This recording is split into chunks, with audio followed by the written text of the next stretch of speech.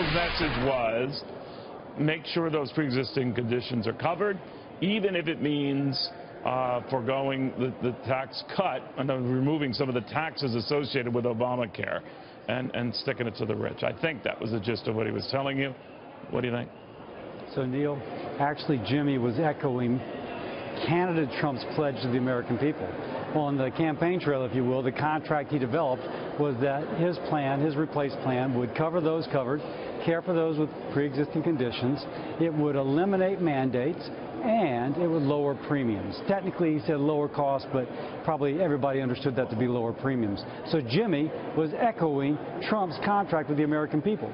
Now, but what he's worried about, Senator, and I think where he pointed out in telling the story of his newborn son, is that that pre-existing condition, a heart ailment affecting a newborn, would not technically be covered under some of the plans the House was originally kicking around, and still might not in some states. What do you say to that? And that's a fair statement. And that would not fulfill President Trump's contract with the voter. But the president liked that House measure, which includes this provision where states have a broad authority to do just that. Well, two things. One, they had to get it through the House, and I think that was a political animal to get through the House. But two, a contract obviously is bilateral. And so the president made that with the voter. Now, I can promise you there are people who are watching what the president does. They hate the president. If he doesn't fulfill his end of the contract, they've got the commercials already cut. Now, we would be naive not to think that. In fact, if you go to Vox.com, they went to some county in southern Kentucky that voted overwhelmingly for Trump. And it's a poor county. And many people are on some version of Obamacare.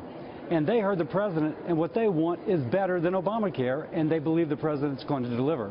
Vox will have a follow-up video if he doesn't, and I think he will, but if he doesn't, a follow-up video with those same voters, and I'm sure their tune will be different. So there's a lot at stake here. What is your view on pre-existing conditions? First of all, you want them covered. I think that was clear, right? Mm-hmm. Yeah, so the principle of insurance is to expand your risk pool. Obamacare tried to do it with mandates. Cassidy Collins' bill, Susan Collins and I have a bill, but with 4 other co-sponsors, have a bill that would expand the risk pool without mandates.